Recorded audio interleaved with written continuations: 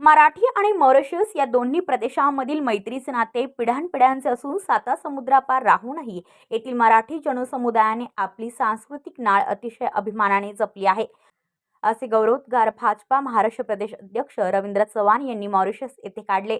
मॉरिशसमधील मोका येथे महाराष्ट्र भवनाच्या विस्तारित वास्तूचा पायाभरणी सोहळा नुकताच चव्हाण यांच्या प्रमुख उपस्थितीत संपन्न झाला.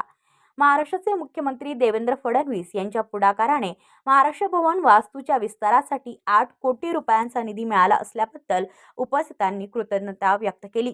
प्रदेशाध्यक्ष रवींद्र चव्हाण यांनी मॉरिशस दौऱ्यात उच्चस्तरीय मान्यवरांच्या भेटीगाठी घेत भारत मॉरिशस संबंध अधिक दृढ केले. या दौऱ्यात चव्हाण यांनी मॉरिशसचे राष्ट्राध्यक्ष धरमबीर गोखुल यांच्या शासकीय निवासस्थानी सदिच्छा भेट घेतली. या भेटीत भारत मॉरिशस मैत्री, ब्ल्यू इकॉनॉमी, पर्यटन, AI आणि सायबर सुरक्षा यांसारख्या महत्त्वाच्या विषयांवर सविस्तर चर्चा झाली.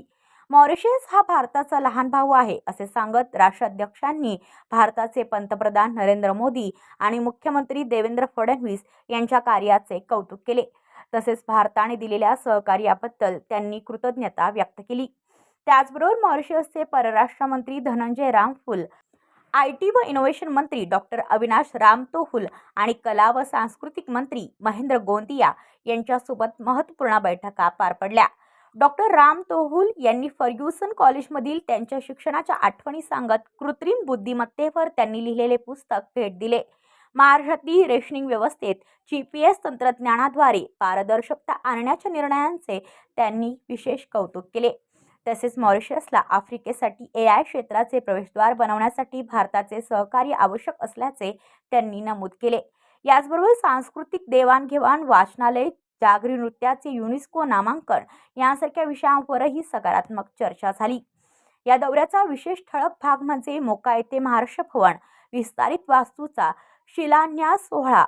देवेंद्र फडणवीस यांच्या नेतृत्वाखाली 8 कोटी रुपयांच्या निधीतून उभारल्या जाणाऱ्या या वास्तूमुळे जागतिक स्तरावर मराठी अस्मिता अधिक बळकट होणार आहे.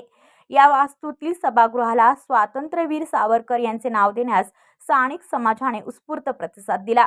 तसेच मॉरिशस मराठी मंडळी फेडरेशनतर्फे आयोजित सांस्कृतिक कार्यक्रम महागणेशोत्सव 2025 निमित्त अनुदान वितरण आणि भारताचे मॉरिशसमधील उच्चायुक्त अनुराग श्रीवास्तव यांच्या समवेत बिहार फेस्टिव्हलला दिलेली भेट या माध्यमातून समुद्रापार भारतीय संस्कृतीचा जागर अधिक बळकट झाला.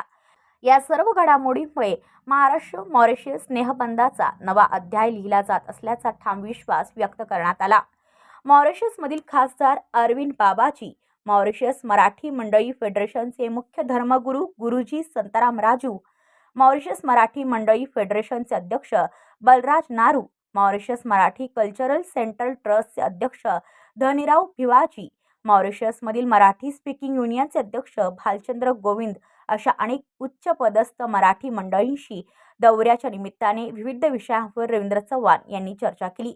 तसेच मेलरोज श्री गजानन सरस्वती मंदिर, माउंट रोचेस मराठी मित्र मंडळी, विठोबा रखुमाई मराठा मंदिर, डागोटियर मराठी शिव मंदिर, लेस्पेरान्स मराठी गणोबा मंदिर, प्रोव्हिडन्स मराठी मित्र मंडळ आणि पाल्मा मराठी सभा या संस्थांना महाराष्ट्र शासनाच्या सांस्कृतिक विभागाच्या वतीने चव्हाण यांनी अनुदानाचे धनादेश सुपूर्द केले.